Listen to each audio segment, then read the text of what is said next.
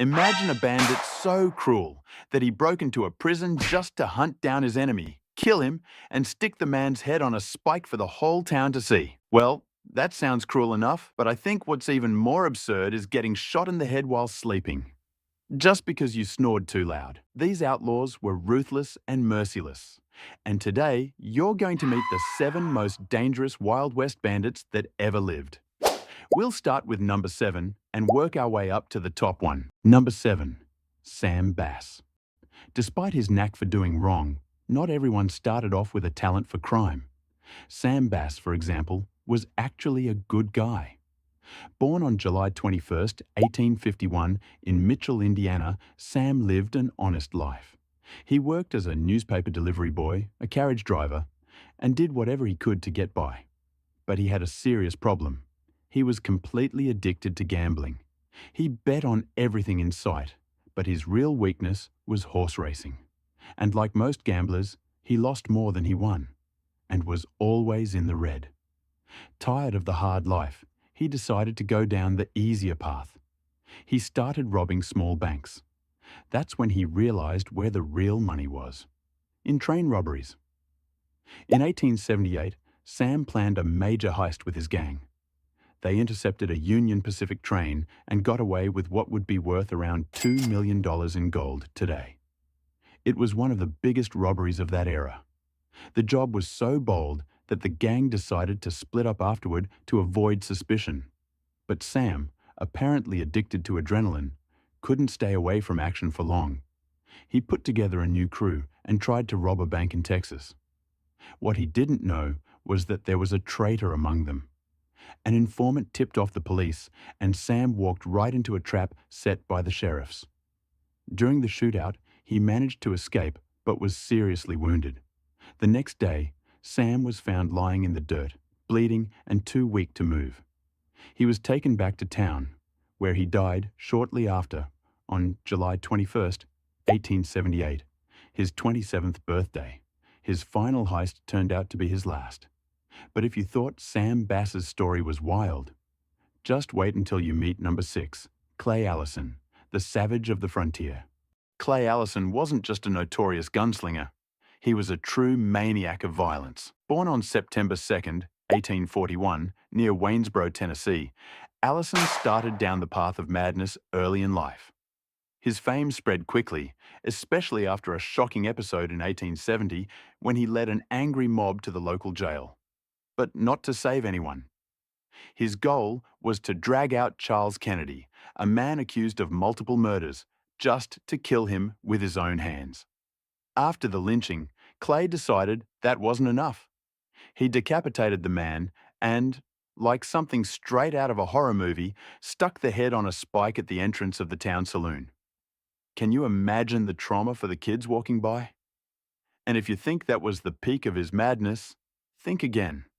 Klay Allison was also known for riding naked through town, wearing nothing but his revolver. He was the living definition of unhinged. But the most unbelievable story of all involves a dinner with his sworn enemy, the dangerous Chunk Colbert. Chunk had already killed 7 men and made no effort to hide his hatred for Klay. Even so, Allison accepted an invitation to dinner with him, and during the meal, as expected, Chunk tried to kill him. But as he reached for his gun, Colbert fumbled and hit it on the table, just enough time for Klay to react. In the blink of an eye, he drew his revolver and fired a single bullet straight between Colbert's eyes. When someone asked why he agreed to have dinner with a man who wanted him dead, Klay calmly replied, "Because I didn't want to send a man to hell on an empty stomach." Klay Allison was a ticking time bomb of insanity and violence. But the next name on our list is just as explosive. He started his criminal career as a teenager, claimed to have killed more than 40 people, was imprisoned, and then made a comeback as a lawyer. That's number 5, John Wesley Harden, the impulsive killer. If there were an award for the most psychopathic outlaw of the Wild West, John Wesley Harden would be one of the top contenders. His first crime happened during childhood, when he stabbed a schoolmate after a silly little fight. By the age of 15, his deadly impulsiveness had escalated.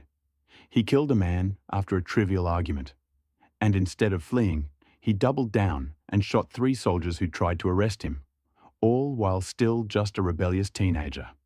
Throughout his bloody career, Harden was accused of killing at least 20 men, though some say the real number was much higher. His favorite method? Killing anyone who dared to challenge him, for any reason. He was so impulsive and violent that one night, while staying in a hotel, he got annoyed by the loud snoring of the guest in the next room. Furious, he fired his gun through the wall, hitting the man in the head while he slept. Terrified by what he'd done, he escaped through the window under cover of night. Eventually, Harden was captured and spent 14 years in prison, where he claimed to have killed at least 40 people. While behind bars, he turned his life around, or so it seemed. He studied law and became a lawyer. He tried to live a normal life, but his violent nature spoke louder. He went back to committing crimes just to unleash his rage. After this new wave of violence, he was gunned down while playing dice in a saloon, never even realizing who the shooter was. It was the very police officer he had threatened just a few hours earlier. What an irony, huh? But if you think it ends here, just wait until you meet number 4. Cherokee Bill, the merciless outlaw. Crawford Goldsby, better known as Cherokee Bill, built a bloody reputation during his short life. Between 1894 and 1895, he was involved in at least 13 murders and a series of brutal robberies. It all started when he confronted a man who had assaulted his brother. But fearing he might be beaten up too, Bill made a drastic decision. He pulled out his gun and killed the man in cold blood. From that moment on, his life became a constant run from the law. He joined the infamous Cook Gang, a group of criminals who specialized in robbing banks, trains, and stagecoaches. To get a sense of how intense his criminal career was, just look at one stretch of his timeline. On June 17, 1894, he killed a deputy. The following month, on the 4th of July, he murdered 2 more people. 2 days later, another man fell to his bullets. By the end of the month, he and his gang robbed an entire bank, and that became his routine. Crime after crime, until he was finally captured in January 1895. Even in prison, Cherokee Bill didn't lose his violent nature. Somehow, he managed to get his hands on a revolver and attempted to escape, shooting a guard. The plan failed, and on March 17, 1896, he was hanged. When asked for his final words, his reply was cold and simple. "I didn't come here to talk, I came here to die." Number 3. George Big Nose Parrot, the criminal with the embarrassing name.